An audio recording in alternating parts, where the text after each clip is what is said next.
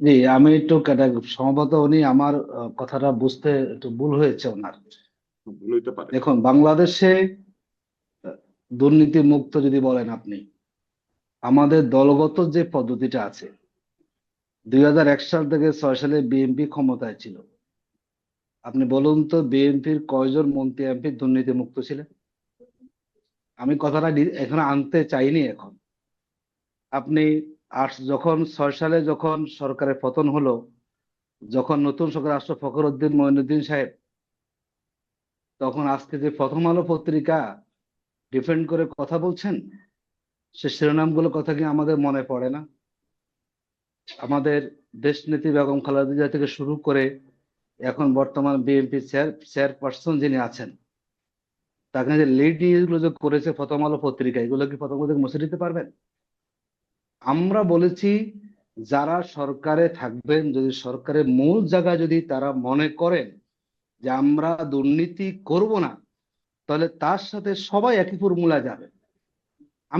আমি এটা বুঝাতে চাইনি যে আমি প্রধান হয়ে যাব। এখন ধরুন আমি যদি বলি, এখন এই যে এখন যে আপনার নির্বাচনী, আপনার এই যে বাছাই হলো, মনোনয়নপত্র বাছাই হলো, আপনি দেখবেন যে ঋণ খেলাপি যারা হয়েছেন, সম্ভবত 31 জনের ভিতরে আপনার বড় অংশই কিন্তু বিএনপি ঋণ খেলাপি। তো যারা এখন 1700 কোটি টাকা ঋণে আছেন, যারা 800 কোটি টাকা ঋণে আছেন, আর তারা যখন আবার নির্বাচনে এসে এমপি হয়ে যাবেন, তারা বুঝে নিচ্ছেন, যদি আমি একবার এমপি হতে পারি, তাহলে কোনো না কোনো ভাবে সরকারি মেকানিজমে গিয়ে আমার এই ঋণ খেলাপির দায় থেকে মুক্তি পাওয়ার সুযোগ আমি পেয়ে যাব। আমি ওখানে বলছি। এবং আপনি দেখুন, ঋণ খেলাপি থেকে শুরু করে এবং যারা বিগত সময়ে বাংলাদেশের এমপি মন্ত্রী ছিলেন, কয়জন সেখানে স্বচ্ছতা অবলম্বন করেছেন। আমি ওখানে বলেছি, সরকারের যদি মূল নীতি নির্ধারক যারা থাকবেন, তারা যদি মনে করেন যে আমরা নিজেরা দুর্নীতি মুক্ত হব না, আমার দল, দেখুন আমি যদি আপনাকে ক্যাটাগরিক্যালি বলি, আমাদের জামাত ইসলামের আমির ওপেন ডিক্লার দিয়েছেন আমাদের হলো আপনার সোহরাওয়ার্দী উদ্যান। এখন পর্যন্ত বাংলাদেশের যারা ক্ষমতা আসতে চাচ্ছেন, তারা কেন এই সাহসটি করেন নাই? আমরা বলেছি, দুর্নীতি মুক্ত হলে আগে এমপিরা দুর্নীতি মুক্ত হবেন। এবং সেই প্রথম কথা বলেছেন যে আমাদের কোন এমপিরা কোন সরকারি কেউ কোনো গাড়ি নেবেন না, কেউ যারা হবেন কেউ কোনো সরকারি প্লট নেবেন না। এবং এমপির এমপি কোটায় যে অনুদানগুলো আসবে, কোনো এমপি নিজে খরচ করবেন না, তিনি এগুলো পুরো টাকাটাই তিনি সেগুলো জনগণে বন্টন করে দিবেন। তার মানে আপনি এমপি হয়ে যে সুযোগ সুবিধা পাওয়ার, আপনি দল থেকে মনোনয়ন নিচ্ছেন কোটি টাকা খরচ করে দিয়ে, আপনি সেটা কোথা থেকে সেটা আপনি পাবেন বলেন? তার মানে উনি মনে করেন যে আমি টাকাটা ইনভেস্ট করলাম, যদি কোনোভাবে আমি একবার এমপিটা হয়ে যেতে পারি, এর 100 গুণ আমি আদায় করতে পারবো। যেই দলগুলো সিস্টেমের মধ্যে আছে হলো দুর্নীতিকে সুযোগ করে দেওয়া, সেই সিস্টেম তো ইসলামী দলগুলোর ভিতরে নাই। আমি ঢাকা 11 জামাতের প্রার্থী ছিলাম। এখন জোটগত কারণ আমাকে ছেড়ে দিতে হয়েছে। আমাকে তো দলকে ম্যানেজ করতে হয় নাই, আমি তো টাকা দিয়ে নমিনেশন নেওয়া লাগে নাই, কোনো বাণিজ্য সেখানে আমার করতে হয় নাই।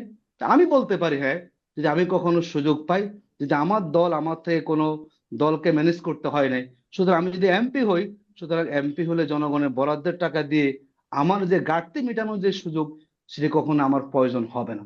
আমি সেখানে বলছি, যদি কিন্তু এখন সিস্টেমটা যে আপনার অনেকে আপনাদের জোটে যারা করাপশন আছে থাকে। তারা আগেই ঘাটতি মিটিয়ে যাচ্ছে, আগেই ঘাটতি শুনেন, মিটিয়ে নিচ্ছেন, যেমন জনগণের আপনি কাছে এটা আমাকে টাকা শেষ করতে নিয়ে। দেন। দেখুন, জি। শুনে এখানে আমাদের যারা জোটে আছেন, এখানে জামাত ইসলামী এর আগে পার্লামেন্টে ছিলেন, বাকি যে দলগুলো আছেন, দলগুলো কেউ কিন্তু পার্লামেন্টের আগে প্রতিনিধিত্ব করেন।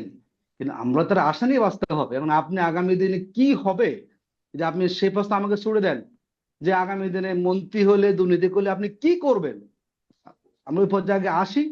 যদি আসার আগে আপনি আমাকে বেরিয়ে দিয়ে দেন, সেটা কখনো যুক্তিগত। আমি আমি একটু আপনাকে দেখুন, না কেন, আমাদের এটাই যে তো এটাই তো আসলে ইশতেহার যে আসার আগে আপনাকে জানাইতে হবে যে আপনি আসলে কি করবেন। হ্যাঁ, আমরা তাছাড়া আমরা আপনাকে জানাবো। অদেখা, এখনো আপনাকে দেখি নাই, এখনো কি করে এখনো আপনাকে বিশ্বাস এখনো করবো? এখনো সময় শেষ হয়ে যায় না, একটু ওয়েট করেন আপনারা। আমাদের জোটটা পাকাপোক্ত হোক, আসনগুলো সমঝোতা নিশ্চিত হোক। নিশ্চিত আপনি জানবেন যে 11 দল তাদের লক্ষ্যটা কি, তারা কোন লক্ষ্যকে নিয়ে তারা মাঠে যাবে, তারা জনগণকে কি বিষয়গুলো বলবে। আমাদের 11 দল এত রাজনৈতিকভাবে দেউলিয়া হয়ে যায় নাই। আমরা ভোটের মাঠে যাব আর জনগণকে আমরা পরিষ্কার করে বলবো না আমরা কি চাচ্ছি, এতটুকু দেউলিয়াপনা আমি মনে করি 11 দল হয়ে যায় না। আমি তো আপনাকে আরেকটু জি। বলি, আমার তুষার ভাই বলেছেন যে নারী আসনে পার্লামেন্টে নারীরা যাবেন না কেন। উনি কি উনি মনে হয় ভুলে গেছেন? কেন জামাত যখন পার্লামেন্টে ছিলেন আমি তখন জামাতকে বলি নাই জামাতের ভাই, নারী এমপিরা জামাতকে বলি না। পার্লামেন্টে আপনাদের গিয়েছেন? আপনাদের জোটের মধ্যে একজন আছে, একটা দল আছে যারা টক শোতে নারী আলোচক থাকলে বন্ধু যায় না। ওদেরকে নিয়ে আচ্ছা আপনারা সংসদে যাবেন আচ্ছা কিভাবে? যাও নারী থাকবে না তুষার আপনাদের ভাই, সংসদে? আমরা আর আপনাদের জন্য আমরা নারী যাচ্ছি, প্রার্থী কয়জন? আমরা শুনে আমরা যাচ্ছি এগুলো শুনেন, নানাবিধ আছে তো ক্ষমতা, রাজনীতি কিংবা রাষ্ট্র পরিচালনা, অনেকে তো দূরে আছেন। তো এটি যখন আসবে অনেকেই অনেক ধরনের চিন্তা পরিবর্তন হয়ে যাবে, এটি আপনি আগ বাড়িয়ে নেতিবাচক নিতে চাই না। আমরা মনে করি এই দেশের নারী পুরুষ যার যেখানে আছে, নারীরা তার স্বাধীন স্বকীয়তা নিয়ে, তার যে আত্মমর্যাদা আছে নিয়ে, আমরা তো মনে করি না যে এই যে নারীদের ঘরে বন্দি করে রাখতে হবে। আমরা মনে করি নারী তার যে সুযোগ থাকবে, তার কর্মের প্রয়োজনে, তার জীবিকার প্রয়োজনে, তার যে স্বাধীনতা, তা বোধে সব কাজ করতে পারবেন। আমরা কখনোই ধারণা পোষণ করি না যে নারী মানে তাকে পুরো ঘরে বন্দি করে রাখতে হবে। দেশের অর্ধেক শ্রেণী জি, মানুষকে আপনি আপনি ঘরে বলছেন যে বন্দি করে চিন্তা রেখে পরিবর্তন কখনো হবে, বাংলাদেশ মানে গড়তে পারবেন না। ভবিষ্যতে হবে, এটা নিয়ে আমাদের আস্থা রাখতে হবে। এখনো পর্যন্ত হয়েছে বলে আমরা জানি না। আমি সাথে সাথে এই প্রশ্নটাও করছিলাম আপনার কাছে যে আমাদের জোটের নারী প্রার্থী কজন?